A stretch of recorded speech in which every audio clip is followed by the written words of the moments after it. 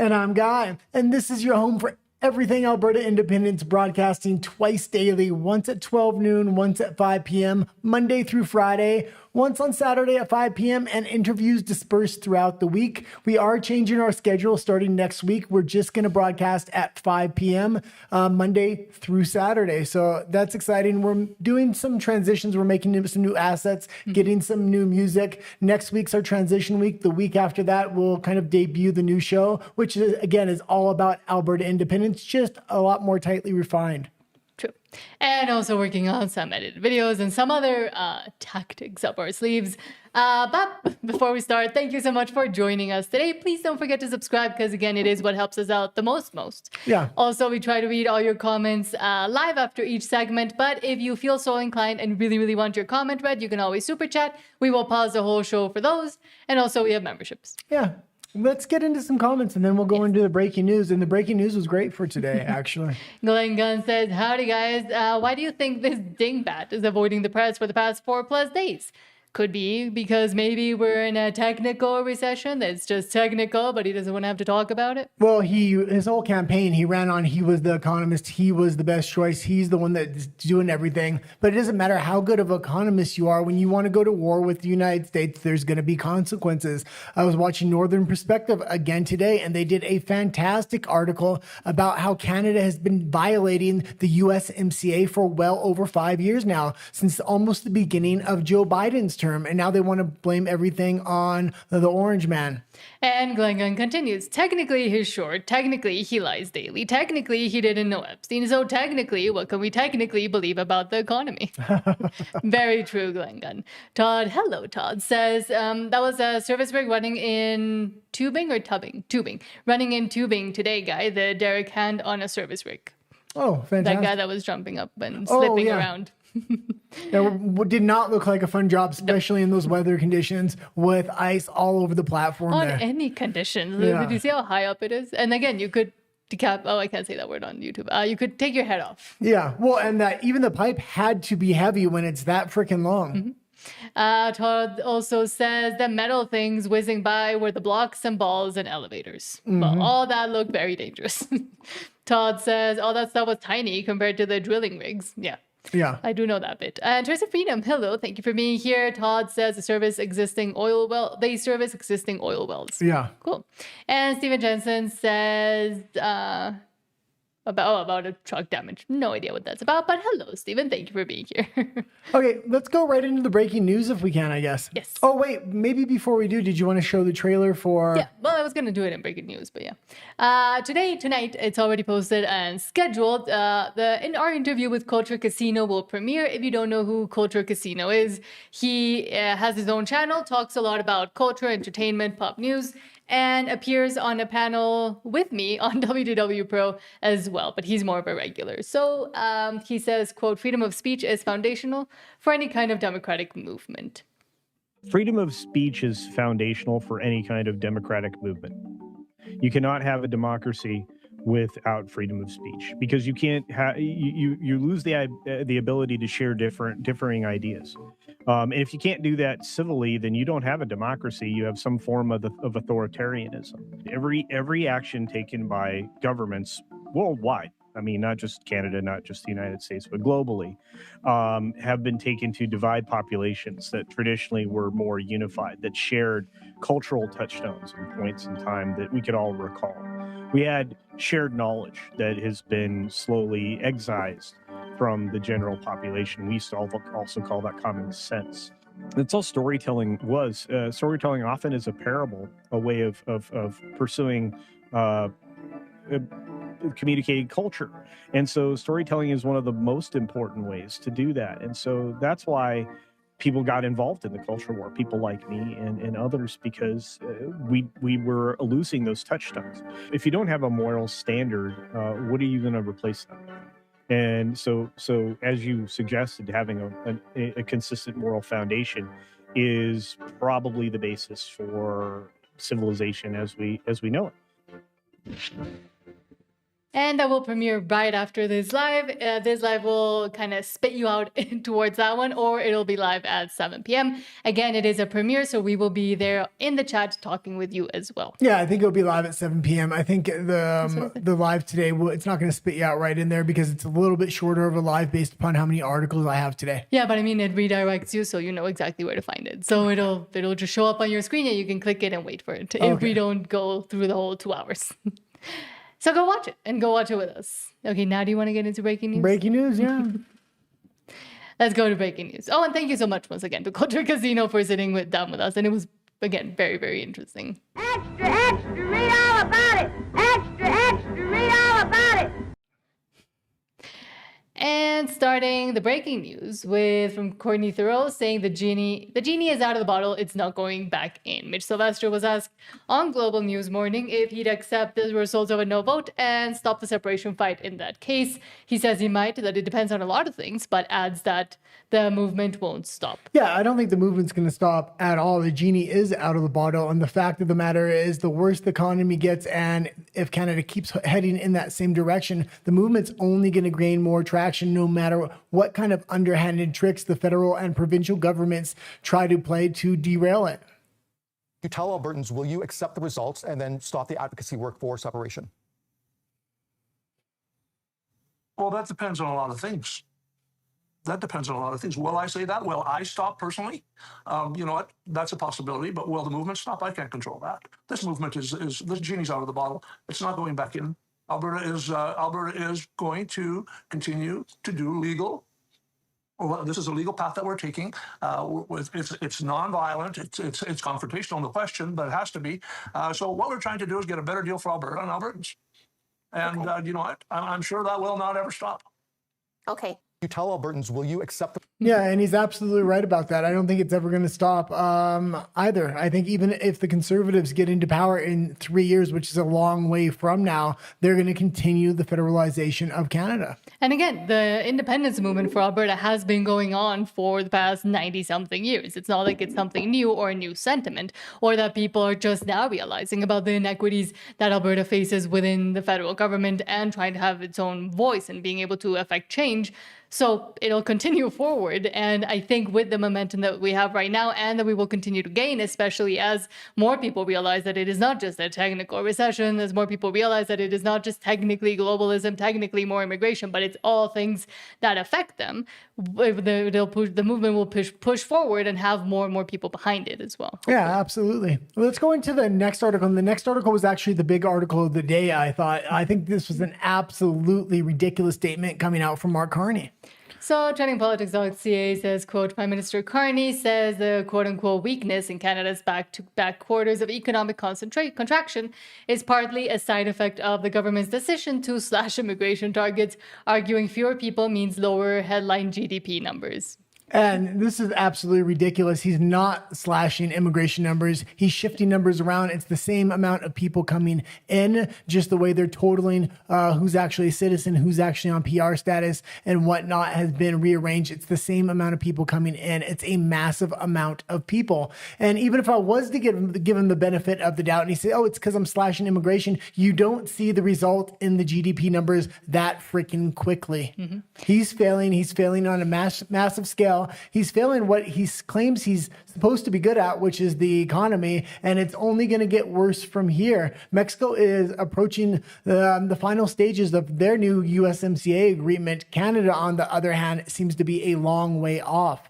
And even if Trump, let's say he goes into a year-by-year review of CUSMA, that's a really bad situation because that gives absolutely no economic certainty to Canadian companies. What that will basically do is signal to Canadian companies, we need to move our headquarters to the United States so we can have certainty, because if they're headquartered in the United States, it doesn't matter what the USMCA says. I mean, very similar to what Mark Carney already did when we moved his Brookfield Asset Management down to the U.S. already, and his wife and his kids and everything else.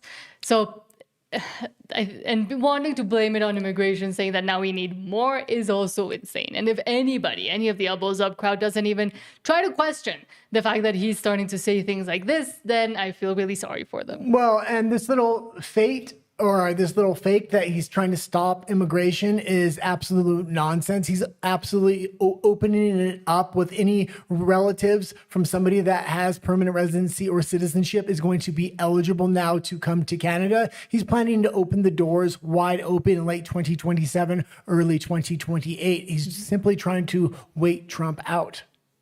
But now we'll go into your comments and then into Alberta Stay Free. Yeah. And I was thinking, Stephen Jensen, because he said truck damage equals $14,000 estimate. Does that mean your truck or whose truck? Because I hope everybody's okay if there was an accident or something. And Todd says, oh, shucks, that ain't bad. All good. That's what insurance is for. So hopefully everybody's okay. Yeah. And hopefully that's, just let us know. Freedom Train says service rigs are small compared to triple drilling rigs. It's all very dangerous work that Canadians take for granted. Absolutely. And don't even think about. They not only take it for granted, they just completely disrespect those industries and the individuals working in those industries that make Canada tick. Mm-hmm. Freedom Train says Mitch is a true blue Albertan. We love Mitch Sylvester. Yeah, Mitch is absolutely fantastic, especially because he's working on the stuff that needs to be done after October 19th as well in taking over the UCP and figuring out what we're going to do with the leadership of the UCP. Freedom Train says Imperial Oil and Exxon are closing offices in Calgary, Alberta because of Ottawa's insane net zero policies. Alberta independence can't happen fast enough. And I'm sure as soon as Alberta independence happens, basically, they'll come back knocking at the door and saying, oh, we're back. Hello. I think what we're seeing here is Mark Carney's getting exactly what he wants. He's put so much regulations. The biggest people that would invest in projects are now leaving, and the only investor left is going to be the federal government. I keep talking about the federalization of natural resources. The first thing he had to do is get rid of private investment. So now he has provinces cornered. So he says, well, the federal government will invest, and we're going to need you to jump through some hoops and accept some new regulations. There are no other options here. Mm-hmm. And it seems like that's exactly what's going to happen in the medium to long term. And this is why Alberta needs its independence. And Harmony, hello Harmony, thank you for being here, says grassroots folks have been exceedingly busy and productive. It is such an awesome feeling. Oh, great.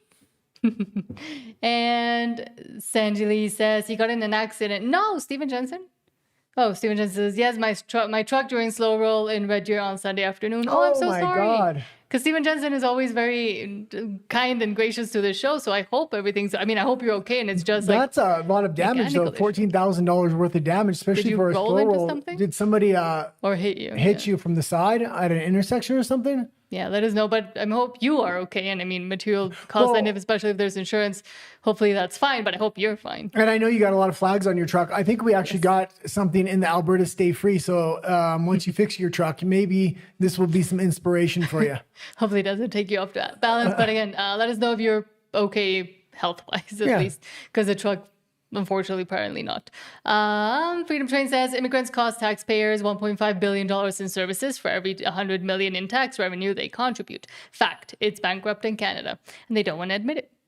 Yeah, Canada's running out of options here, especially as Trump starts to negotiate tit for tat with Canada. This is exactly what Mark Carney wants. He says, well, what do we gain from this deal? I want to gain this. If I'm going to lose something, I have to gain something over here. If you're going to play those games, you're going to be hollowed out, because the only thing the United States wants from Canada, again, it's what the West Coast offers. It's going to be water. It's going to be your natural resources like oil and gas and minerals. Very often, what Ottawa does is leverage the natural resources of the West to get manufacturing benefits for its East Coast provinces. That's going to be no more. Glenn Gunn says Carney wants a bankrupt Canada. I think he already is well on his way to bankrupt Canada, alongside beforehand when Justin Trudeau was there and he was in the shadows. But you just have to realize this. If he wants to bankrupt Canada, what's his ultimate goal here? It's not just to bankrupt Canada. He obviously wants to make a communist-style government where everything is federalized. The government has ultimate power, maybe even a UBI. But how do you pay all this stuff out? How do you actually pay for that system once you have it? It's one thing to make it, but you'll have a mass revolt of the citizens if you don't have a way to actually finance it. So I think what he's planning is, again, the federalization of natural resources and collapsing the country before that. And then he'll reemerge the country through natural resources and his vision of, I guess, Western communism. Stephen Jensen says T-bone during a lane change. God. So sorry. And Freedom Train says, sorry that happened, and same here, and hope you're okay. And we also hope you're okay. Let us know as well. And Stephen Jensen also says, doing okay. All paperwork and reporting finished today. Well, I got a feeling your truck was probably bigger than the person that T-boned you, so your truck's maybe looking better than theirs. Hopefully, but I mean, $14,000 Oh, yeah, in it's damage. still going to be crazy. Yeah, but hopefully it's not too bad for you. Stephen Jensen says, England wants Canada bankrupt Canada and to use it to stick it to the USA. Yeah, absolutely. They're weaponizing Europe. Canada against the USA, and it's not just England that wants it. China wants the same thing. And Thomas Muse, hello, says, good afternoon, Freedom Peoples. Corey Morgan, I'm guessing Morgan. With awesome digital ads, Spencer Pratt style. Oh, good. Yeah, and I was watching, he made a small video saying what we think about these digital ads. They were pretty good. He got some US ads and he says he wants to make similar ones to that. I do need to send the Restore Britain theme song that they had that was done by AI. Is one of the best AI things that I had seen done. It was absolutely fantastic because it put the elites against the people. And that's the exact paradigm that we're in within Alberta, but we haven't capitalized on that paradigm. It seems like the politicians are lining up over here. We have a citizens movement. We need to lean into that. It works on a global basis. It worked in Britain. It worked for Trump in the United States. I mean, And speaking of that, let's go into Alberta Stay Free. Sweet home Alberta, where the roots run deep and the money trees grow. And starting with from, I think this is the one you wanted me to get, from Poet Mist, saying, quote, the claim that Alberta's oil belongs to Canada is false. Trump thinks that it belongs to him. Alberta is this one. is not the one I wanted at all. Not even close. Because that's the one that kind of, that's the only one that popped up when I looked for it. That's fine. No. Do you want me to find the other one? No, we can go into the next article if you want. Okay, hold on. Was it a response to that one? Oh, no, It's it that was one right the there. one on top. Okay, Yeah. there we go. That's why. Rest of Alberta says the claim that Alberta's oil belongs to Canada is false. Alberta gained control of its crown lands, mines, minerals, and royalties in 1930. Save this image somewhere handy for the next time a federalist tries to claim Alberta doesn't own its oil. And we were just starting to see what the response was from a nationalist or a federalist saying that, oh, it's Trump. It's all TDS, apparently. Well, and you got to figure, like, they understand Alberta owns its oil. So how are they trying to federalize this thing? How do they try to take control out of Alberta's hands? They make sure all the pipelines that go to the U.S. has to pass through other provinces first. They make sure the Canadian federal government puts restrictions on a lot of the stuff. They put carbon taxes on a lot of the stuff. This is just way to literally federalize Albertans' oil and make sure the federal government has more than a cut. I think 60% of a lot of the profits go to the federal government, 40% stays in Alberta. That's ridiculous. This is Alberta's oil. We should trade it directly to the United States, keep all profits for ourselves. The political system is rigged against Alberta at this point. And this MOU she signed is just federalizing things one step closer to pure federalization. And also the retroactive tax that it applies that she didn't care to mention too much when she announced it. And I think most people, other than the ones that looked into it, don't fully know what that MOU even says or what it does retroactively. Yeah, it puts a retroactive tax on all previous oil coming out of all previous pipelines. And we don't even have a shovel in the ground. Even if we did have a shovel on the ground, why are you agreeing to things that we already have and putting more taxes on it? It's a bad deal. Danielle Smith's obviously in Carney's pocket at this point. And yet, rest of Alberta, and this is what it could look like as soon as Alberta can leave. Rest of Alberta says, sign me up. Here's what life will look like in an independent Alberta. You will pay less tax and keep more of your money. Our $47 billion will stay here to fund better hospitals, schools, and roads. Carbon taxes and Ottawa's anti-energy policies will be eliminated. Our economy will boom with oil and gas finally unleashed. Investment will flow in, not flee. You will raise your kids without woke propaganda in the classrooms. Reckless immigration policies from Ottawa will end. Your voice will actually matter in elections. Your rights and freedoms will be protected. The cost of living will come down and life will be more affordable. And young Albertans will be able to afford homes and build their future here. And leave that stuff up there. And this is all stuff Danielle Smith is able to make very, very small progress on. She'll make one headline and act like she's fixed it, like woke propaganda in schools. Yeah. We show article after article on a weekly basis of this stuff is not fixed. Just because you get a headline doesn't mean you fixed it. The CPP is still in federal hands. It's not in provincial hands. I mean, you make very small progress. It's not what we need. We need permanent progress so we can start to move forward. This stuff is the foundation we need to build everything upon, not the goal we need to get to in 10 or 20 years, fighting with the federal government on a daily basis. And also that's why it's important to continue to stay motivated as Alberta gains its independence and to be involved. And your voice will actually matter in elections, but you also have to make your voice matter in elections and to be able to continue to see this vision through. Because again, once Alberta gains its independence, that's step one.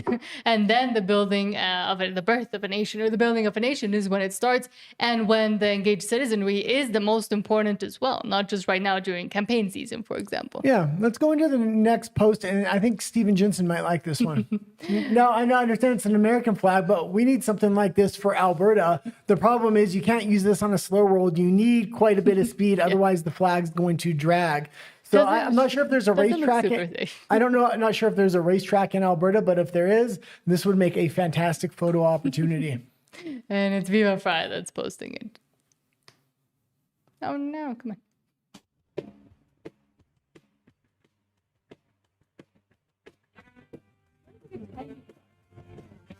I think it looks like, she said it looks like a tiny truck. There's noise cancellation, so people probably didn't hear you. But it looks like a tiny truck because the flag is so freaking big. And you see the extra support they need for the flag because they know it would tear off the truck in a normal situation. Could it tear itself off the truck? Yeah, if it didn't have the extra supports, that's what I just said. Kind of looks like the flags here in Mexico that they have. Oh yeah, they have really big, I would say probably 4 times bigger than even that flag in the middle of town.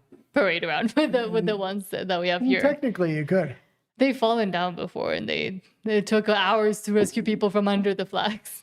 Pretty dangerous too. But a lot of people were talking to us during our morning show about that John Bolton video about Danielle Smith, and here it is. John Bolton says, Premier Danielle Smith, the independence movement's secret weapon, in her own words.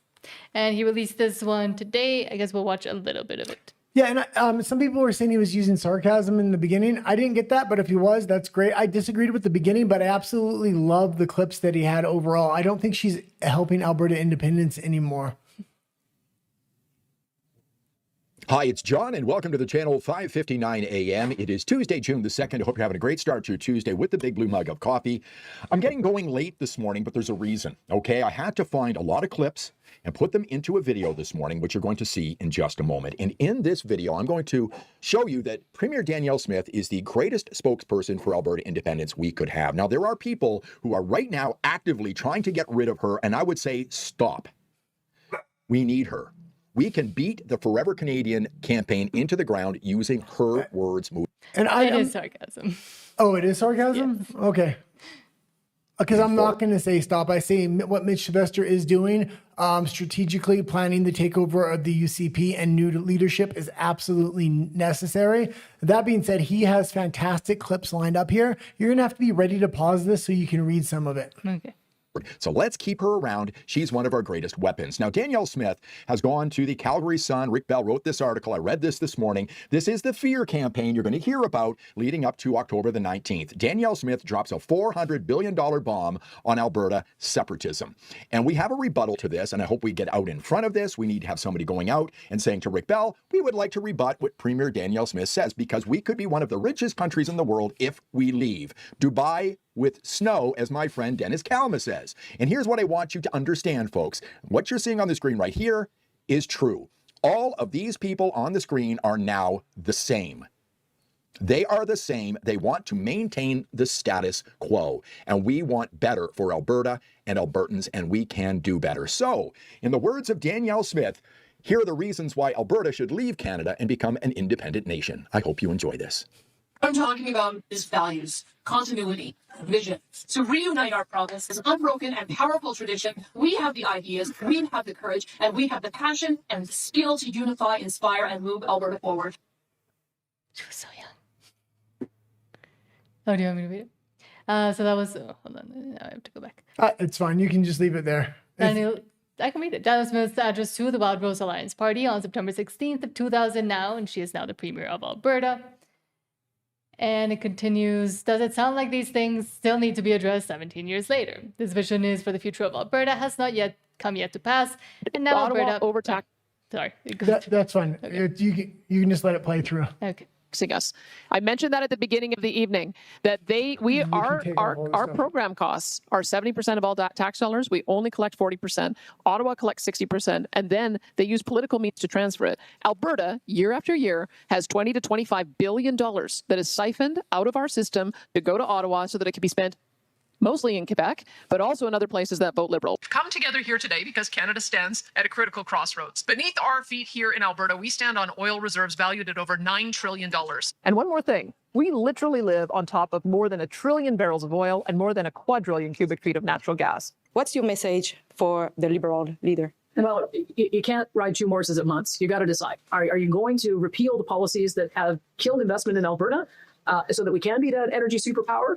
Or are you not? And so that's we've yet to see the answer to that question. You look at pipelines in particular, we had $176 billion worth of proposed projects that got canceled because of the uncertainty created by various government laws, the ban on export of bitumen from the West Coast, the No More Pipelines bill, the threats of net zero electricity grid, of an emissions cap on oil, emissions cap on methane, net zero vehicles. The list goes on and on and on. And all of that dampens investment, and we've seen the results of it. And their anti-resource, keep it in the ground, eco-extremism has left us less able to provide a secure supply of energy to our friends and allies around the world with safe, secure, and responsibly produced energy products. So there's a reason why we refer to the last 10 years as Canada's lost decade. Well, I can tell you that Albertans are questioning whether Canada works, and I'm not you telling can leave anything it you there. don't know. And as you can see, she knows the leverage she has with Albertan oil. The problem is, I think she has her eyes on the prize, and she thinks that prize is Ottawa, rather than leverage what Alberta has for an actual deal. Because Canada is in a recession, they're quickly starting to realize natural resources may be the only way out of that recession. Mm-hmm. Rather than leverage it, what she's doing is putting more money into federal coffers through bad MOU deals. And she's not only doing it for the new pipeline, she's doing it retroactively for all the old pipelines as well. This is absolutely ridiculous. The only reason she would be doing something like this, in my opinion, is if she wants to take the next step out of Alberta and into Ottawa eventually. Would be the only thing that really makes sense to prove her actions and her flip-flopping, as well as Carney, or just that she's becoming more and more like Carney. But now let's go to your comments and then into Alberta politics. Stephen Jansen says, Fort Ranger versus my one-ton Denali. No contest, this truck will be written off. Well, I mean, I'm glad you got the least worst of it. Yeah. Teresa Freedom says, I love that, Nat. Not sure which one, but thank you. And says, sorry, was Guy's idea of the song. Which song? Oh, I think the AI, the AI song with Restore Britain. Restore Britain did an AI song. We played it on the show once before, but they really put close-up shots of all the elites like Keir Starmer and everybody else that is destroying that country. We could do the same with Alberta independence. I think we need an anthem right now. So whether it's Tom McDonald, who's from Edmonton, or we do an AI version of what Restore Britain did, we need an anthem. Langan says, sorry, but the immigration in Alberta has gotten so out of control in the past 20 years that a freedom vote may be lost, just stating the facts. Yeah, that's why we got to move now, and that's why we have to move quick. And that's why even when this referendum does come, we have to vote in mass against all kinds of immigration. We need to raise our voice because we have a critical mass of people. We have to make sure the federal government doesn't move more immigrants into Alberta. We know how Danielle Smith feels about this. Mm-hmm. Now she knows the wind has shifted, so she's going to say she's against immigration. I was literally watching last night where she's saying, oh, we just got to 5 million immigrants, or we just got to a population of 5 million. I want to double it to 10 million. The only way to double it with the way birth rates are now is mass immigration. Mm-hmm. She's on board with it, but she wants to feign like she's not. That's kind of why I showed the article earlier about Japan, how they got into power by saying they were against mass immigration and they did everything they could on a global basis to kind of put that out there. Yet their mass immigration is massively increased, almost to 1 million people this year. And Steven Jensen says, wasn't much of a bump to me. No injuries all around. Well, I'm glad to hear that as well. That you weren't hurt. Yeah, but it hurts your insurance. Like and that's the thing about Canada, because it's just not good. Todd says, I ordered my USA flag today, Amazon 3x5. Yeah, that one's coming up as well. And Steven Jensen says, we have a high limit on road in Canada, approximately about 13.5 feet or 4 meters. So you can't go past 4 meters, I'm guessing, up. Yeah. Todd says, was that cool in Red Deer stocking up on Alberta Independence merch and flags and hoodies and hats. Great Independence supporter in Red Deer. Go get some of his great merch. And it's cool or cool shit. Absolutely fantastic. Glenn Gunn says, good point, Freedom, but I go back 20 years, maybe 30. And again, Corey Morgan has a website where now I believe you can put in an order for yard signs. He's going to have to get a second order because so many are going out the door right now. And Ghost of a Chance, hello, says, a lot of talk, Daniel. And continues to be. Todd says, trying to sell out Albertans to socialist crapita. And have them not even notice, apparently. She thinks nobody's going to realize what she's doing. Yeah, we need to start thinking now about Danielle Smith. We're going to have to incorporate it into our campaign for October 19th so we can hit two birds with one stone here, because we're going to have to oust her after October 19th. Right now, she has a lot of political power. She's going to consolidate that power with inside the UCP. So when we make music videos and stuff about Mark Carney in the wrong direction of Canada, we need to add Danielle Smith's face in there. Todd says, we're not the same. Stop stealing and mooching off of us. Yeah. Please. Glenn Gunn says, Smith turned on Alberta in the past 12 months. But and I was a lot for her. When she was played this right down the line and she was neutral, I was actually okay with it. But it's obvious what she's trying to do now. Her eyes are on Ottawa, and she's signing bad MOU deals that are going to federalize the natural resources, not benefit the citizens. If she allows more mass immigration, no matter what kind of natural resources contracts come in there, it's going to be the immigrants that benefit, not the citizens. It's going to repress wages. And you have to think, big business absolutely loves mass immigration. That's who it benefits. That's why the politicians love mass immigration as well. Even conservatives love it, because the hands of big businesses are putting big dollars in conservatives' pockets for mass immigration to repress wages, because that benefits them. Ghost of a Chance says, mass immigration makes independence almost impossible. Liberals have been playing the long game, and now we're screwed. Yeah, something else that makes independence impossible is if they stretch out this timeline to such a degree people lose hope and leave. That means we'll no longer have the critical mass of voters that we need. That's why we need to shorten the timeline at every turn we get. I know Mitch Sylvester is working on that, but that's something we need to really focus in on. That's why we need to buy UCP memberships. Taking over the UCP will shorten that timeline massively. And now let's go into Alberta politics, and then we'll continue reading your comments. He doesn't discuss federal politics. He only concerns himself with Alberta's independence. And let's start with from Globe Politics. Says, quote, former Prime Minister Harper to make the case for United Canada ahead of Alberta referendum. They're bringing all the big guns out, apparently. Bringing the big guns out. They got every single politician lined up against us. We really need to start pointing this out in campaigns in every way that we can. This is the elites. These are the global elites. This is the uniparty versus the people, the grassroots movement. We want to make change, the change that they can't make. And they're saying we can't do it. We have to wait 3 more years to vote for Poilievre, who may or may not get into power. But it's insane that now they're even rolling out Harper. And again, I think Harper gets a lot of praise nowadays, because if you make the comparison between his era versus Trudeau, well, there was quite a bit of a difference, and a lot of things that did change, and the economy worsened quite dramatically and drastically, same as with immigration. But he also made some interesting decisions during the housing crisis and a bunch of other different things where he moved money around, so kind of to start off. And I like how Clyde Do something corrected me during our interview with him, where he said, no, Harper also did some pretty bad things that then reflected during the Trudeau era, but he doesn't get as much of the blame as Trudeau did. Harper was They bad. both deserve the blame. Harper was bad as well, but he was going at a slow pace. So when we look at the liberal pace that they're going at, it's 100 miles an hour straight off the cliff. I think that's why he gets a lot more credit than he actually deserves. But at least Canada was at parallel with the United States while he was in office. And next, W. Brett Wilson. Was this the one you wanted me to get? Yeah. That wasn't true.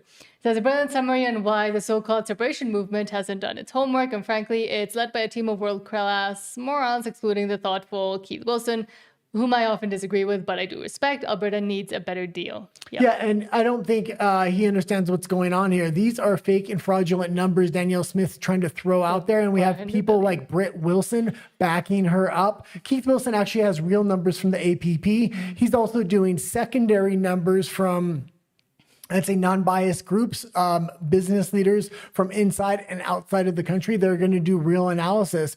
That $400 billion is going to come down to between, I would say, $5 to $10 billion when these white papers come out. Right now, we're sitting around $4 to $5 billion in actual numbers, according to APP statistics.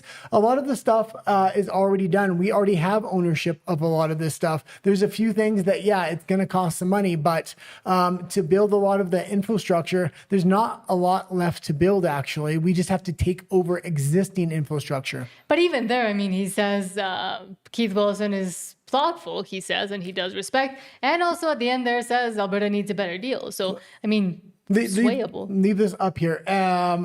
It's very important that what he says about Keith Wilson, because this is what I was saying. If we want to oust Danielle Smith, we have to get a compromise candidate or somebody that is respected by the other side.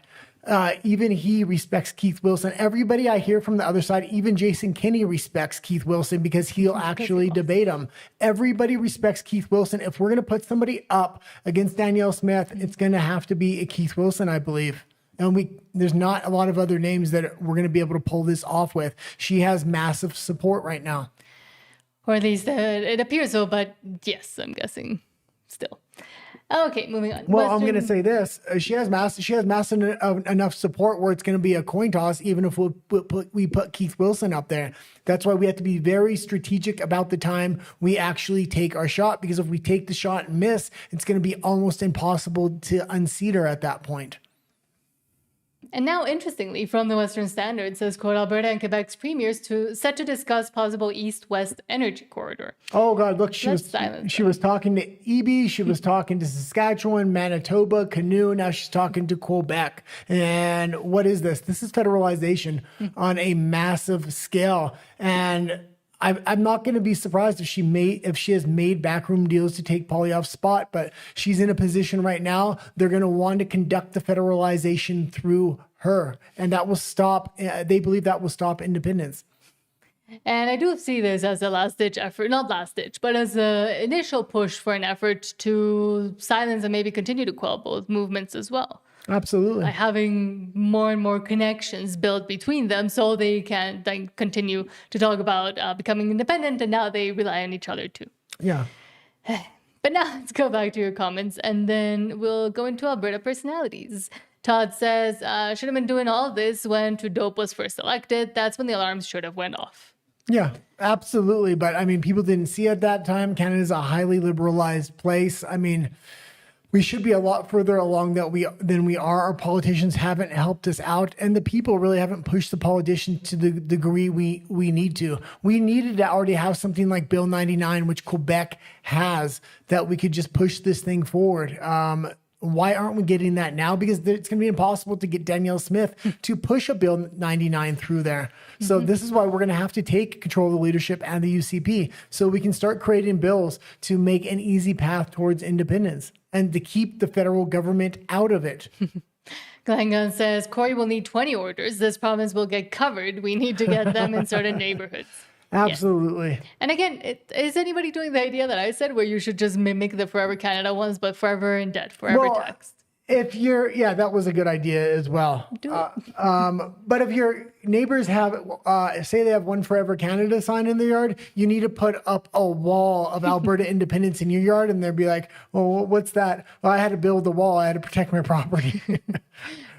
From the liberal communism, which is Forever Canada. That wants to bring Forever Canada into my yard. Goes to a chance that Harper was a conservative failure. Letting China into the Alberta energy industry was a catastrophic mistake. And he started a lot of the migration policies that Trudeau continued and just really went full throttle with. But the infrastructure was built under him. This is why I also believe Mark Carney is building the infrastructure for federalization, and they'll probably bring a conservative in at some point, which everybody will cheer on. And when they talk about the federalization of natural resources and bringing wealth to the entire country, citizens aren't going to realize that's going to take their sovereignty away from their own provinces, take away their freedom, and block any chance of any independence movement in the future. And Todd says, sellouts, all of them. Yes, I do agree. And Goes says, Danielle has a sordid history here in Alberta as she crawls the floor from the Wild Rose to the Progressives. Fool me once, Danny. Maybe we should have just let her just fool us once. I mean, how many people do you actually think are seeing through her? And how many people would still continue to support her no matter what? The Alberta independence movement's seeing through her right now. The independence movement is also divided. A lot of people say we just have to worry about October 19th. Don't worry about Danielle Smith. Don't talk about her. Don't think about her. If we do that, we're going to lose.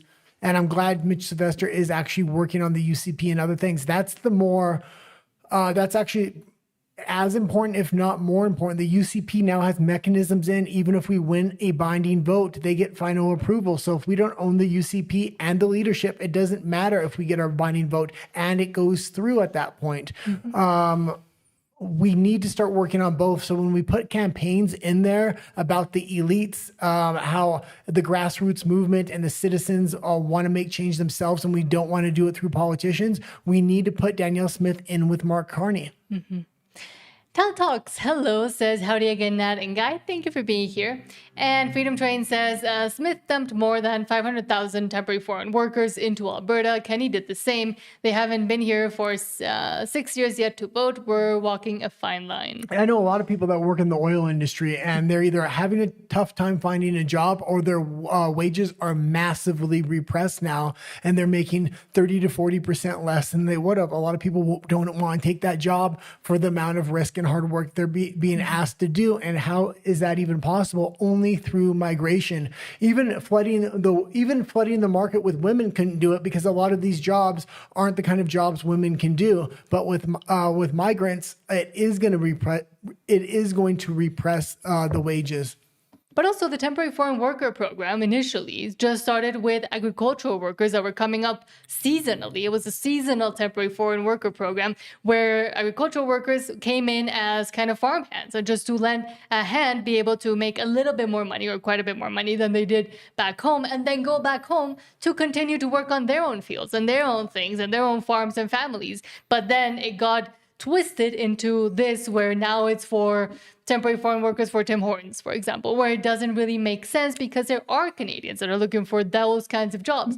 Back then, it was because there wasn't enough people in certain circumstances, not even in all farms. That's not even the problem. The problem is the federal government's paying and subsidizing 30% of their wages. Why the hell is somebody going to hire a Canadian worker when a foreign worker, they can spit all over, tell to do whatever they want. They're probably not going to report them, and then the government's going to pay 30% of their wage for them. It's absolutely ridiculous. Canadian workers know their rights and they're going to stand up for a safe workplace and other things. Foreign workers are going to get stepped all over and then the government's going to pay their wages. Corporations are loving this. It's up to the citizens to stand up and say no more. Politicians are in the corporations' pockets, and that's why the citizen movement led by Albertans is so dangerous to the federal government and to corporations.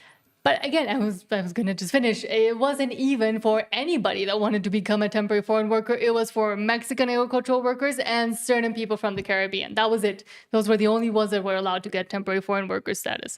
And then it got completely changed during the second half of the Trudeau era. No, it's not. Yes, it is. No, you know that because...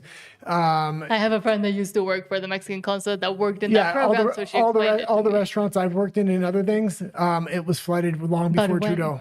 Are you sure? Yeah. But with the same mechanism of LMIAs I'm positive temporary foreign workers were coming in for a long time now. Yes. Okay, but maybe they switched the programs around. But I do know that initially, at least the version I knew was just for agriculture. Freedom Train says Alberta only has enough infrastructure for 3.5 million people, not 5 million. That's why everything has been stretched to the breaking point, and we're 98 billion in debt. Absolutely. And even in the future, if Alberta gets its independence and is absolutely desperate for workers and we have way too many jobs because there's so much investment, we want to be very cautious on people that are culturally similar so it doesn't cause a rift, number one. But number two, we want to make sure that infrastructure is built beforehand, not after. Exactly. Freedom Train says Kenny and Smith brought most of them in and then didn't try to even think what would happen if there wasn't enough infrastructure for the amount of people they were trying to bring. Well, and she bragged about it. Bragged about wanting to double the number. We're just above 5 million now, and she was bragging about bringing it up to 10 million. And now what she's saying, because there's a huge backlash, well, I need these 9 questions, because she's hoping the direction of the wind will change and she can continue to pump more massive amounts of immigrants into the province. And if the government says you have to take them, she's just waiting for that excuse to say, oh no, I don't want to take them, but yeah, come on in. And Austin Westwood, hello, says, hola amigos from rainy Calgary. Feels like the lower mainland in the last few days. Hopefully it clears up soon. Again, it was raining a lot here last week, so maybe it just jumped all the way up to Alberta from here. Well, I didn't think it jumped that far. Tall Talk says, freedom for Alberta. And yes. Yeah. And last one, Free Alberta from Commies says, how do you deal with people that don't realize that YouTube is the most legit form of truth there is? He doesn't understand that good independent creators are legit. Yeah, we can only do what we can do. We can put the content out there, hope people watch, and then hope people recommend. I mean, the U.S. independent content creator space got really big, and it was a way to really push Trump over the finish line. We need something similar to happen in Canada. The problem is there's so many censorship bills coming in, it's going to become harder and harder. Because they know the threat that it actually poses to their power structures if more and more people realize the difference between the mainstream propaganda arm of the federal government versus independent creators. Well, and a lot of these censorship bills are directly violating the USMCA agreement. The United States is trying to push back against this, and Carney's just completely ignoring it. There's a whole litany of complaints the U.S. puts out on an annual basis about each country and what concerns they have about their trade. And Canada's is massive, and it has been massive for well over 5 years now. But now let's go into, speaking of, with that last comment, let's go into Alberta Personalities, and then we'll continue reading your comments. But they need to understand that Albertans are done, we're leaving, and there's no more conversation to be had. I know that's upsetting to people. And from Northern Perspective says, quote, panic mode. Liberals are out of excuses as Canada is the only G7 country in recession. Poverty reports are getting worse, and Mark Carney has gone silent. Carney said affordability was the best in a decade. Reality is settling in for Canadians and panic for the Liberals. And I watch Northern Perspective. It's definitely an in-the-box conservative channel, but they do excellent investigations and things like that. And ultimately, they help out Alberta independence because of the in-depth investigations they do that really show the dark side or beneath the mask of the Liberal Party. They're definitely not in support of Alberta independence, and they don't support Alberta independence. That being said, the beginning of this could be an ad for independence, just with the things she's saying. We'll just play the beginning where she talks. We don't need the whole montage after. U.S. tariffs. That is just not like Canada's crisis. Electing Carney will be. Just think about like your own freedoms, right? Freedom of speech. Freedom to decide, what you want to drive, how you want to heat your house, being able, to work and earn a decent standard of living. This leads to less productivity, lower GDP per capita. Why is it that Canada... Okay, and you can leave it there, but when you start talking about freedoms and everything like that, really the only way to protect those is through Alberta independence. I don't believe if the Conservative government gets in there, they're going to be able to make the massive amount of changes that they need to make in order to make those things actually relevant. And to be able to even make them, again, it would take generations to dismantle everything the Liberals built. And again, it is a giant pile of crap, but you still have to clear the crap. Well, and you got to be asking yourself, why are the conservatives sounding more like liberals when it comes to Alberta independence? It's Alberta independence first principles and the citizens that are trying to make the change the conservatives have promised for over a decade, but has never come. And now they're against their own first principles. If that's the case, I'll say the conservatives are nothing better than a uniparty with the liberals, controlled opposition at best. Basically, and that's why, obviously, is why we're seeing the fracturing of a lot of different conservative movements and the splintering of them into the ones that still have the conservative mask on but are truly more aligned with the liberals, and then the ones that continue to have a spine, like the Dallas Brodies, like the Maxime Berniers, like the ones that I would even put in there the Parti Québécois, even though they're not conservatives, but seeing that fracturing and segmenting of politics between those that want to continue to play within the system and the system's games because they want to continue to further their own power before whatever they can do for their citizens or their constituency, and then those that care more about the future of their citizens and their constituency than their own power grabs. Do you want me to read the comments or? Oh yeah, let's go into comments if we can. Back to comments. Hold on. Where are we? There we are. Stephen Jensen says Quebec majority polled is okay with pipelines. It's the ruling class that is playing games, saying it will never happen, as it always is. Exactly. And Glenn Gunn says, I met a lot of Mexicans that came up to the Medicine Hat area to work in the summer. Great people. One man said he was able to buy a home back home and live well. And exactly, that was the kind of program that used to work-ish. But imagine that. You work a couple seasons up in Canada, you can afford a house in Mexico. That could never happen in Canada. You would never afford a house in Canada. We're working years at a time. Exactly. Goes of a Chan says, my last day of work in the energy industry, some 40 years ago, I'm guessing. Oh, some 40 years you worked. Ended after the Chinese company was shut down by the Alberta Energy Regulator. The Chinese are the enemy. Yeah, absolutely. And the Chinese have completely taken over the mining industry as well. They have massive amounts of lobbyists where they literally change the law within Canada to undermine unions, bring in Chinese workers at cheaper rates. This is going back well over 10 years now.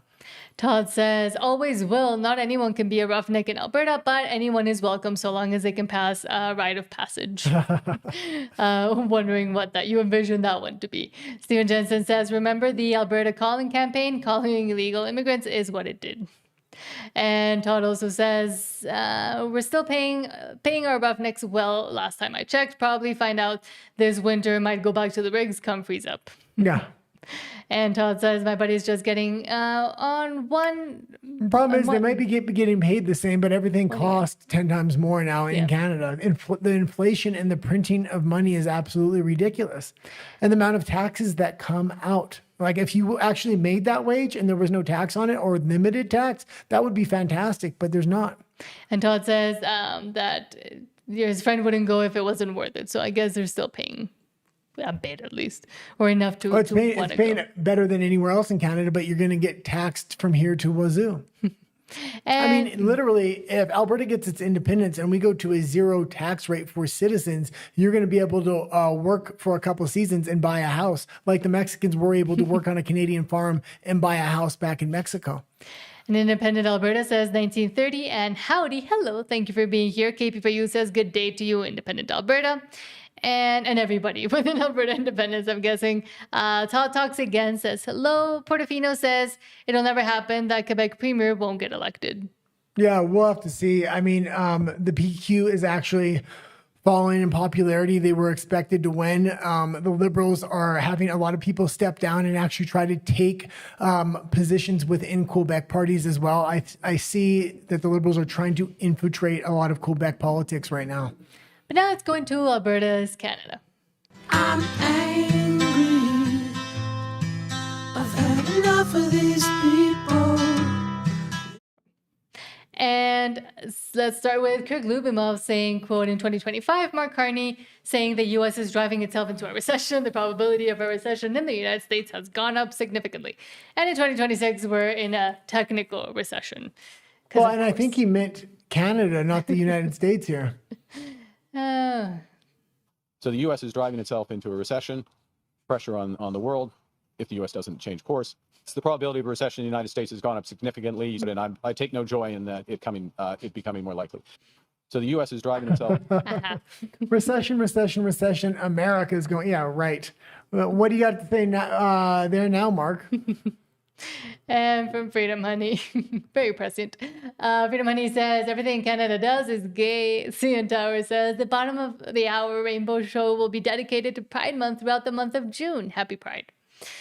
Because those are the priorities we should be looking at. And it's funny that, I mean, if you look at it from the bottom, I mean, makes sense. And you have to realize Canada is funding a lot of the LGBTQ festivals and things on a global basis now that the United States has defunded that. People were pressuring Mark Carney to do international funding to keep a lot of this ideology going while they try to wait out Trump. Because if they just drop all funding and then Trump's out of office, it's going to be hard to restart everything. But as long as they can keep it going at some degree, it's going to be real quick to restart it once Trump is out. So it's very important we get a U.S. president that is aligned with the long-term vision of what Trump had. But again, it's also insane that they want, I mean, now they're looking at Canada like the obvious choice to continue to fund all this shenanigans and indoctrination of not just children, but whole populations.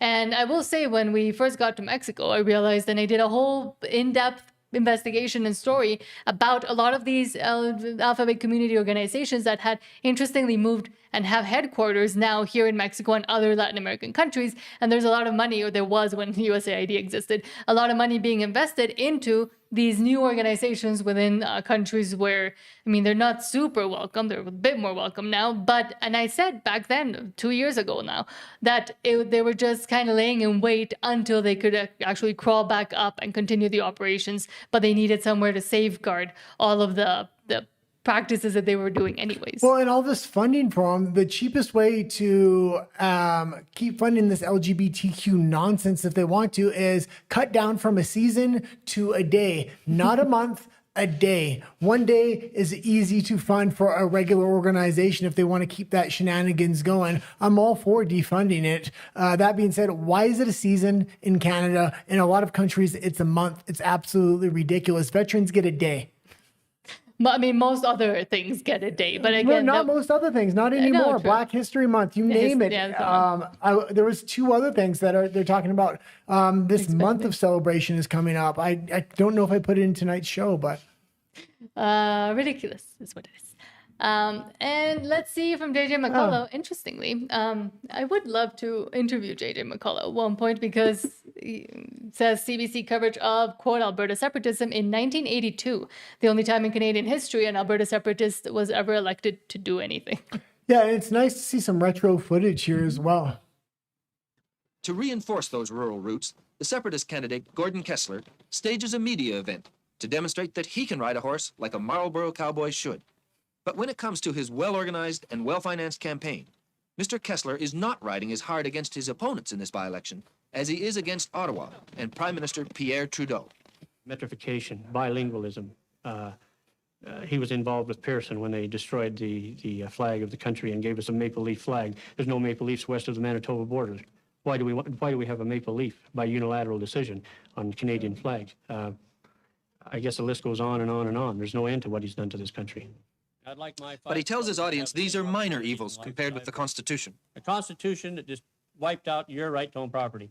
And somebody's going to come to you, and I'll guarantee you some socialist is going to come to you and say, oh, no, that's not right. That's conventional law. And if it's conventional law, it doesn't have to be written down. But I want you to remember what happened at the time of the Supreme Court judge's ruling. Pierre Trudeau says, pooh-hoo on convention. It's legal, I'm doing it. And they're going to do the same thing with property rights. And when they decide to come and get your property, and I'm not just talking about your land, it says property. The coat that you're wearing is property. The car that you drive is property. And when they decide to come and take it, that's what they're going to do. He may twist the arguments to ridiculous extremes, but his audience buys it. The facts may be questionable, but the paranoia is genuine. Do you think the Constitution could take your property away from you? Yes. Why? Because you don't have any rights in there to hold property. I think that the Eastern Power Base has sucked us so dry for so long that it's 115 years. It has been designed that way, and they want to bring us down to the level of poverty. We're getting shafted. How are you getting shafted? Well, just that our vote doesn't count. Who's doing the shafting? Federal government as well as our provincial. Mr. Lougheed, he speaks out pretty strongly. Well, Mr. Lougheed did to a certain extent until lately, and it seems like he's just gone to bed with Pierre. What sort of a chance does Mr. Kessler stand on the 17th? I think if enough people hear him, he stands an excellent chance. And this is what Kathy Foote was talking about before. The movements in Alberta have risen and fallen with leaders before, and this is why a grassroots movement without a leader can continue on indefinitely and is very important. There's not a one figure they can kind of hone in on. Speaking and, of, again, when they were saying they're taking it to ridiculous extents over private property, we see what's now happening in British Columbia. He was way ahead of his time, but he was directly on the mark there. Yeah. And then maybe that's also why they ridicule it, because they knew that those loopholes and those ways to enter within the Constitution to be able to come and take property rights at some point, maybe in the name of First Nations, maybe in the name of climate change or safeguarding the natural resources Canada has, was still there and open for the taking, which now they've taken advantage of. But speaking of the maple leaf that they were talking about there, Eric Thorvaldson says, quote, "To be blunt, Canada is too large and diverse to ever be governed effectively." Yeah, absolutely. I completely agree with this. It would work better as individual nations, I believe, whether it was British Columbia and Alberta. Every province almost within Canada, or a large majority of them, are massive. They're big. They're bigger than most countries. Mm-hmm. And I think because in Canada we see them as provinces, we don't realize the extent and how big they are and how many mechanisms are actually needed to continue to govern them almost as quasi-countries. So if you look at any other country, by comparison, it looks tiny, but they're all already countries. So why can't we see and start looking at it from that lens if we already know the current system isn't working? But now let's go back to your comments and then into Alberta and the world. Yeah. Hold on, where were we? Stephen Jensen says starting wage for a greenhorn in Fort Mac, is starting at $34 an hour. Interesting. Where were we? Todd says like we've been doing it forever. Stephen Jensen says CN Tower looks like a gay symbol, in my opinion. Yeah, it does. That's why I said that comment. Todd says I don't think I've ever seen a maple tree. And Todd says, I know they can't, and I can't read that one either. Todd says, close their fingers in the elevators, LOL. And Todd says, if not drill pipe elevators, then the casing ones. Hold on. Oh, let me find all the other ones. Freedom. Oh, hold on now. Stephen Jensen, thank you so much for the $5 super chat. You don't have to, because you just went through a rough time. But Section 1A of the Constitution says you have rights until we decide you don't. Exactly. Basically. And again... and it's going to continue on this way. I mean, they're going to try to feint a bunch of bull crap. Mark Carney's going to continue on with his agenda here. And if Alberta doesn't vote for independence massively on October 19th, I'm going to be really disappointed in the people of Alberta themselves. We need to come out in mass. There's no other province that has a hope for independence like Alberta. It has critically minded, common sense individuals that know how to work hard. We used to live in British Columbia, and there was no hope for people waking up there. No. Oh, hold on now. Oh, I saw one I wanted to read. Hold on. Teletalks says, I hope that the U.S. will not budge an inch on the Canadian dairy cartel's supply management price fixing scheme during the USMCA renegotiations. But straight up, Donald Trump needs to put the screws to Mark Carney. He's aligning with China. He talks so much shit on them. He thinks he's going to go down there, brown nose, give one speech, and Trump's going to give him a deal.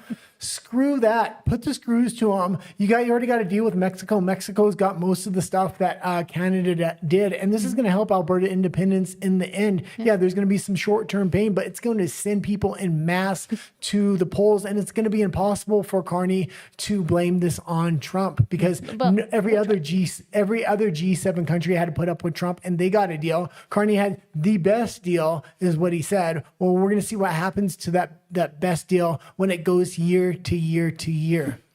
And Beulah says, Freedom Train, you're spot on.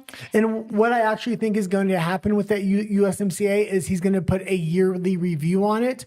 So there's no security for businesses, and businesses will empty out into the United States because of that business insecurity.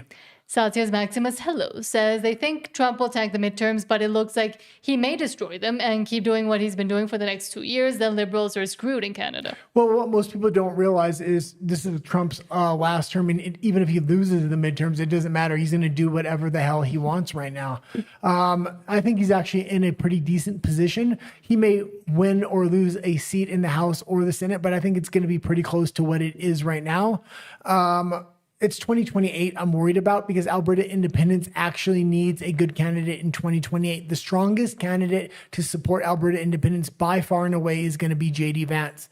Marco Rubio is not that candidate because of his neocon uniparty tendencies from before he flipped to MAGA. I think he'll go back to those tendencies if he becomes president, or it's a big risk. J.D. Vance is a populist candidate which will support Alberta independence. I don't like a lot of his connections to big tech, but it's the best candidate that we can get right now. We definitely don't want Gavin Newsom. No. Crazy socialist sociopath. No, we don't want that. And see what's happened to California since he's been in and how he's furthered the destruction of it, even past what I think a lot of people imagined. Yeah. So it is really interesting what's his name? And Marco Rubio has massive amounts of business ties outside of Silicon Valley. Silicon Valley business ties are a lot different. I could see Marco Rubio really flooding mass immigration again because that's what the business community wants, or the corporate community wants within the United States. That was the original reason there was mass immigration. It was actually the conservatives that did it in the United States before the Democrats, and it was because of massive pressure coming from corporations. And holy crap, thank you so much, Freedom Train, for the $50 super chat. I would have cut myself off from talking there if I'd seen that. I was waiting. Thank you so much. Says Albertans appreciate all your hard work more than you know. Thanks. We appreciate every single Albertan that is working hard for independence and continues to fight for it and continues to show up, talk, go to the meetings, go to the rallies, go to talk to each other, and just continues to have this on the forefront and do whatever they can to fight for independence. Yeah, and we're trying to evolve the show over the next few weeks. That's why we're changing the schedule, changing the formatting, doing educational videos. We need to evolve as a channel, just like we need to evolve as a movement here. And yeah, just thank you to everybody that is doing everything. And it's really heartening to see Corey Morgan doing the yard sign, seeing everybody starting these little organizations, and we're all doing our part. This is really a grassroots movement. It doesn't require a leader. And that paradigm, I think, is going to be absolutely crucial, but we need to get that messaging out to the rest of Canada. We can no longer rely on politicians. They don't have our best interests. It's the citizens that need to make the change. And again, thank you so much, Freedom Train. That's a lot. Freedom Train says, and the government subsidizes our wages up to 60% with danger pay using our tax dollars. Yeah, and there was something else I wanted to say. I think it was Stephen Jensen that gave the comment about how much somebody new on the oil rig was going to make. Yes. And he said $34? Yeah, Ford Max starting at $34 per hour. And you got to figure out how much is $34 an hour? Yeah, it could be a lot, but minimum wage in British Columbia is $18 an hour. So you're getting more than double, but how much taxes is coming off of that? You're on a whole new tax bracket at that point, unless you go on EI after. And that's what a lot of people do because they don't want to get pushed up into that bigger tax bracket. Mm-hmm. And it's a shame. People are working less because the government will end up taking over half of your check if you work all year round. And yet, also, Freedom Train says they can't. My friends who work in the patch say they're constantly preventing disasters. The safety standards are gone. And that too. I mean, bringing in people that are not fully skilled or are just there to get a paycheck but don't actually have gone through to the point where they're there for merit and because they know what they're doing, it also creates, as we were saying in the morning, dangerous situations for everybody working as well. Absolutely. And especially when you bring in mass migration and things like that, a lot of them don't speak English. They don't speak good English. Yeah, they tick the boxes in the morning with the safety meetings and the safety training, but they really don't understand it. Mm-hmm. I used to be a CSO for a little while as well. And let me tell you, it's hard to tell a migrant anything. They just don't understand. Mm-hmm. And you don't have time to try to explain why it's important or what you actually meant or what you want them to do because it's imminent sometimes. Well, and the corporate's not going to fire any of them, even if you make a complaint on them that they have all these direct violations because they'll get a discrimination put against them. True. Todd says $50 an hour is the new $20 an hour. But exactly, and that's the point where we've got now. It's crazy that, it's just insane how much you have to make in Canada to make a living wage these days. Yeah, Todd says 34 an hour doesn't cut it when half goes to tax. Half goes to tax and minimum wage is 18. Like 34 would sound massively big when I was young. Yeah. I remember when I moved back to Canada and they're like, oh, it's going up to $18 an hour. And I was like, oh, that's great. But I had a job that was paying 25 at the time as a bouncer. And I was like, oh yeah, my wage isn't going up. Only the minimum wage is going up, which when the minimum wage goes up, that actually increases all prices across the board typically. But now, speaking of, let's go into Alberta and the world, and then we'll continue reading your comments.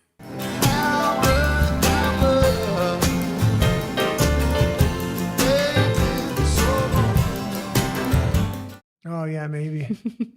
And let's start with, funnily enough, speaking of, Nick Shirley says, quote, California passed the Stop Nick Shirley Act. This is how effective independent journalism is. This week, the California Assembly passed AB 2624. Oh, one moment. Oh, thank you. Oh. And honestly, you just wrecked your truck. Yes, You don't have to. please save and go fix your truck. But Stephen Jensen, thank you so much for the $20 super chat.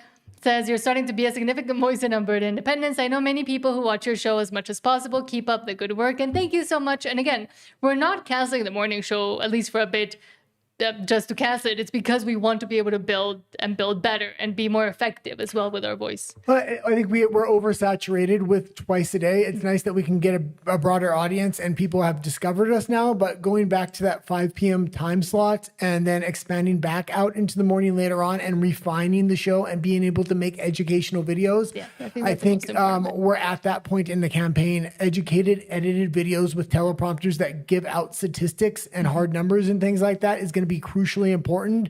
It's really hard to clip this show and have a really good clip that can be shared out on social media. I think these edited videos are going to hopefully be able to have a mass effect with reposting and things like this and the education of the non-politically engaged. At least that's what we're hoping, but it's going to take a couple of weeks for that transition to happen. But thank you so much, Stephen Jensen. Again, humbled, especially after what happened to you. And if you can email us a bit more about how you're doing, and we'll reply for sure. Yeah. Or I'll reply for sure. But thank you so much. Okay, we were back with, let's go back to Nick Shirley saying that apparently they passed the bill against him. I wanted to say something else. The January 6th incident that happened, people were in the Capitol and then they got, not immunity, but what was it called? Pardoned? Yeah, they got pardoned. There was a settlement given out and Trump was going to distribute that to everybody in all the states. Gavin Newsom says he's going to tax that 100%. So any rebate that goes out for that, Gavin Newsom is taxing 100%. This would be the first time I believe any state has taxed anything at a 100% ratio. This is pure communism that's happening, and this act as well. It's vindictiveness. This is purely Gavin Newsom, and if Gavin Newsom gets in power in 2028, it's not going to be good for Alberta independence. We really need to start shining a light on the midterms and the 2028 elections because it has an effect with the new timeline for Alberta independence, who's going to be in office in 2028, because that may be around the time, hopefully we're in negotiations with the federal government, and we may need to declare unilateral separation from Canada, but we're going to need recognition from the U.S. president. Sorry, that was a mouthful. But again, it says this bill will criminalize investigative journalism involving the immigrant population specifically, apparently. It would have made it illegal to expose a Somali Leering Center if it were in California, or the Armenian hospice fraud in LA if they claimed reasonable fear. And now, of course, they can continue to back themselves by using this ridiculous bill to go against any sort of investigation against the real fraud that is happening. And again, imagine if this is happening in the US and in California, what isn't happening in Canada, where people aren't even looking into it or really concerned yet about this? Well, the problem is there was multiple layers to globalist money flows. One of the big layers was USAID and a few other federal programs. Billions were going out every year. But the second layer to that was actually California. And people don't understand how big the economy in California actually is. It was the 5th largest economy in the world. It's bigger than most nations' economies globally. Oh, Sorry, I don't know what I did.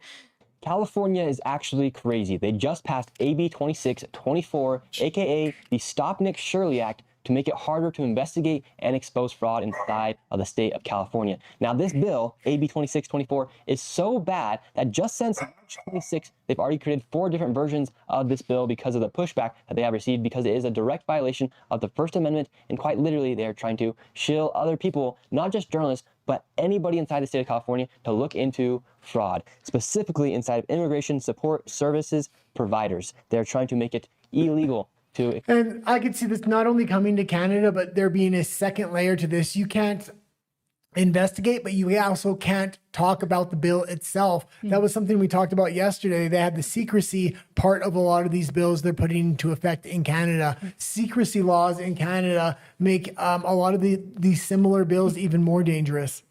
Expose fraud. And so after making more than 4 different versions of this bill, they voted on it again inside the California state, and it passed overwhelmingly with 49 votes saying yes. And what's concerning about this is now it will go to the California Senate.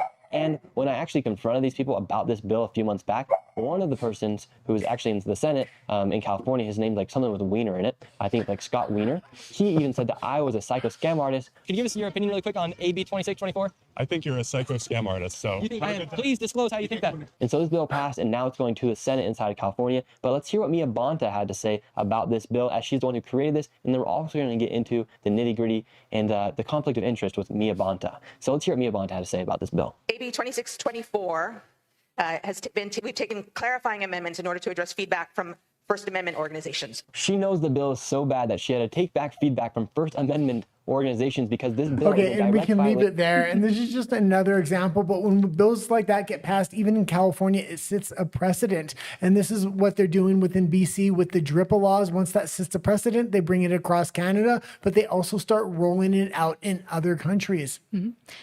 And then they'll always point to the other country. Oh, they've already set this precedent in their country. I'm still on the something with a wiener in it. Yeah, wiener is something with a wiener in him. Okay, moving on. Camus says Joe Rogan and Dick Doblin nailed the key difference in drinking culture. Kids in Italy often have a glass of wine with dinner from a young age, and it's normalized and casual, while in America, alcohol is forbidden for teens. So when they get it, they tend to binge hard. Yeah, and I kind of wanted to get your opinion on this because we're both sober for almost a decade now. Well, me for a decade. Yeah. But again, and I grew up in Mexico, which is a very different drinking culture also from the US, from Europe, and from Canada. Well, and I was born in Canada and raised there for a long time. But when I became of age, I was living in the States. And you really go hard at alcohol because it is forbidden for so long. If I was taught better drinking habits, I wouldn't have gone as hard as I did. But also worryingly, I mean, I don't know if they talk about it in here, but right now, Gen Z and the younger portion of Gen Z and Gen Z itself are drinking less because they're going more into both psychedelics, but also just the green plant, which I don't fully agree with because, again, it has different side effects nowadays with how it's grown and the pesticides within it. That's fascinating. Yeah. It's interesting, too, you talk about not restricting it for young people. And I thought about, like, wine in Europe. Because kids in Europe, particularly kids in Italy, they don't have the drinking problem that kids have in America. When high school kids in America get a hold of alcohol, they get drunk and ridiculous and because they're doing something naughty. Yeah. But kids are normalized to the just regular consumption of a glass of wine with dinner. It's normal. Well, and then in the U.S., where when kids do experiment, because they're worried about being caught with things, they tend to not use wine, but they tend to use stronger drinks. Right. So they call that sort of the iron law of prohibition, that when you prohibit something, it moves more and more to more concentrated, more powerful forms of that drug. That's fascinating. Yeah. It's interesting, too. I don't fully agree with that one either, because, again, we've seen what happens when you decriminalize all drugs, and it's not a pretty picture either. But I will say, in Italy, I mean, yes, of course, kids also get drunk. It's just in a different way, different mechanism, and they kind of wait until they're older. I know because I went to university with a bunch of Italian kids. I know a lot of Italian people as well, and it was a completely different drinking culture, not just Italy, US, but most of Europe. Yeah. Americans drink hard, and even when I worked in bars in Canada, you always know an American. They're usually the loudest in the room. Mm-hmm. I don't mind that because I used to be the loudest in the room as well. I grew up in America. I like directness, but when you work in a bar and you're security, you can always kind of pick an American out. Most people can pick an American out that are not American or that haven't had to deal with them. But I don't know, because again, I don't agree with the other things that are now getting popular instead of drinking alcohol, but I also think that, yes, it is important to instill, and even here in Mexico, I mean, it's supposedly 18 and older, but many parents do kind of try to teach their teenagers to be at least slightly responsible with a beer or wine. The same examples as in Europe. Less so there is still a lot of that, oh, let's get super drunk culture, but I would say less than in the US, because again, in the US, I do think 21 is ridiculous. Well, also wine has different implications than hard liquor or even beer, I think. Yeah, and wine, again, for the longest time, historically, wine was basically, wine and beer were used as water, because water and like actual water was always polluted and wasn't safe for drinking consumption. So everybody basically drank just a very low grade alcohol all the time instead of water, because there wasn't a way to sterilize and actually clean water. So in Europe specifically, that tradition has been there for a long time. Okay. You asked me what I thought. Let's go into the next. Lastly, from Quantum Guard says, quote, awesome. El Salvador President Nayib Bukele said he destroyed Soros' influence in his country and the USA needs to do the same. And we have to realize Mark Carney has strong ties to Soros. It's no longer Soros. It's actually his son that's running the piggy bank. He was recently in Canada with Barack Obama. Barack Obama inviting him to Canada when the USMCA is going on. This is a middle finger to Donald Trump. So if you think going down there and giving one MAGA speech is going to get you a deal, I don't think so. Yeah. I think Donald Trump's about to tighten the bolts on him. Is it in English or Spanish? It's in English. Who elected Soros to dictate public policy and laws? Why does he feel entitled to impose his agenda? Let me tell you something. Soros and his cronies hit a brick wall in El Salvador.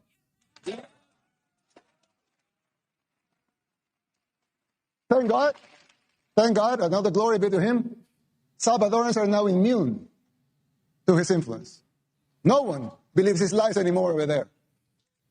And it's amazing what Bukele did with El Salvador, and he did it without Trump's backing or support. He did it before Trump was really there, which was absolutely amazing. Did it during the Biden administration. But again, and that also kind of helped him show that it wasn't like mass migration wasn't a good idea either, within El Salvador too. But let's go to your comments and then we'll head over to RUMBLE. So there's quite a few comments. Todd says, need to make $1 million a second like Mark to keep your head above water and wolves at bay and to be able to have very fancy dinners on your private plane. Yeah, $195,000. Although I was watching a documentary and this Chinese guy paid $1 million for his lunch because it was at an auction, and the auction was for lunch with Warren Buffett. I know there was a Chinese guy that was paying a lot of celebrities a lot of money to just hang out with them. Oh yeah, and make movies. Todd says, "Yeah, do it, guy. You're on the right track, dude. Go, guy. Go." I don't know about what. I think that's the transitioning into other areas of social media or on YouTube with educational videos. Todd says there's no way that Fruitcake Newsom is getting in the United States. Hopefully not. Well, you have to realize he's going to be the main choice, and the globalists, Europe, Canada, all these other countries are going to give all the money that they have in order to get Newsom in there, because he's going to turn the taps back on for USAID money, which is going to be billions, which is going to go right back out into their globalist white dreams. They're going to pump everything they have into either him or whatever candidate is supposed to represent that place of the Democratic Party. And there's also going to be a lot of money probably pumped into a third-party candidate to try to split the vote away from J.D. Vance or Marco Rubio. And Todd says, go Nick Shirley, go. Yes. Again, to have a bill named after you for censorship is, I mean, pretty impressive in his case. Sad, but Todd says, my kids could drink whatever they wanted. That wasn't the name of the bill. That was just the so-called bill. Yeah, so-called, but still. Todd says, my kids could drink whenever they wanted, and now they aren't that big of drinkers. Todd says they drink when appropriate now. Hopefully. That's good. Yes, that's good. And that's really good. I used to have a massive drinking problem, but it was always made as a bad thing, and I never knew how to moderate. And Todd says Saturday night. What's happening Saturday night? I also had jobs where people would go out all binge drinking with each other as well. What's happening Saturday night? I don't think it's UFC because I think UFC No, that's is the next one. Saturday. Stephen Jensen says it was the same in Quebec. A 14-year-old could buy a bottle of wine from the dépanneur corner store and would have a glass of wine with dinner. And so again, it's different cultures, but I do think the more exaggerated ones are in the U.S. Oh yeah.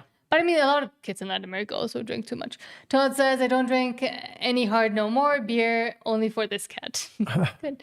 Todd says, yeah, maybe wine on Sunday supper. 2 glasses tops. Todd says, I have faith in my American brothers and sisters guy. LOL, they won't let it happen with Newsom. I really hope not. There's a lot of corruption in the system. Trump's doing everything that he can, whether you like him or don't like him. On a global level, he is doing absolutely fantastic, pushing back against globalists and things of this nature. I know a lot of people in the U.S., though, have a lot of resentment towards Trump because he was an anti-war president. They view what's going on as a maybe not a forever war, but a promise that was broken. So I really hope that he has done enough to instill the confidence in Americans, because I think on a global level, he's doing a fantastic job. And I have more of a global outlook because I view him from a Canadian and a Mexican perspective, even though I've lived in the United States as well. And Talatalk says, not sure about what Vance says politically, but right now Rubio would be the best for the USA.